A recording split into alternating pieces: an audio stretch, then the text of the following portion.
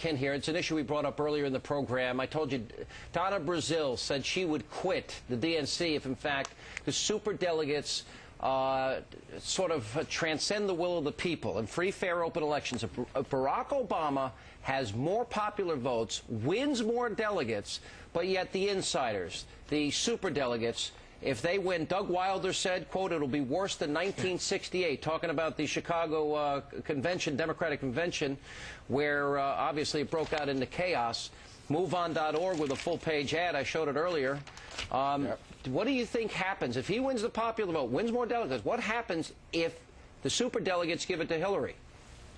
Well, first of all, I think it's unlikely that they would simply make a move to give it to Hillary. I think it's much more likely the scenario that's being envisioned is one in which the Credentials Committee, there's a credentials fight over the seating of the delegates from Michigan and Florida.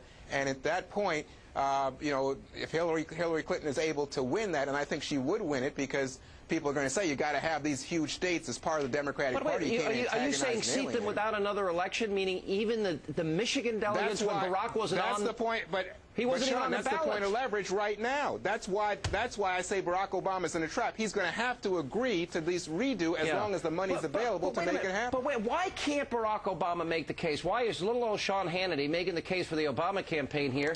Why don't they quote Hillary Clinton? Hillary was willing to disenfranchise Florida and Michigan back in September. You know, why doesn't he come out with ads pointing out, well, Hillary was willing to do this to you then? Why isn't that case being made? But he can't win that. How's he going to win an argument that says, you know what, people went to the polls and voted, and I don't want it counted because it might hurt my... No, you see, it looks at that point like he's just self-serving. Because those were the rules. I know this is maybe hard for some people. Well, you know what? Look at how many people violated the rules and moved up their caucuses and primaries in this cycle. It's been awful. So what is, you have some unsolicited advice?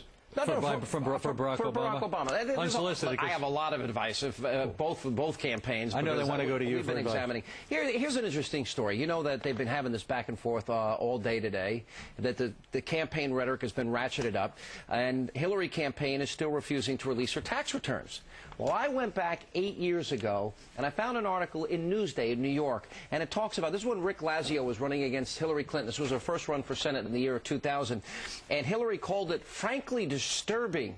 And she, at her campaign, sent a guy dressed out in an Uncle Sam outfit to follow Rick Lazio every single place he did, to be a nuisance at Lazio events. So here's my advice to Barack Obama's campaign. Just do what Hillary did to Rick Lazio. And why do you need my advice? Why aren't you guys on top of this? Who won that campaign? What's that? Who won?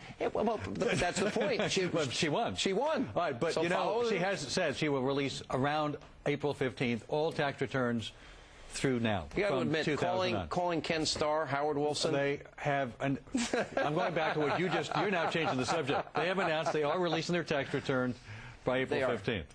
Well, all right. Well, that's all right. Well, listen, by the way, I want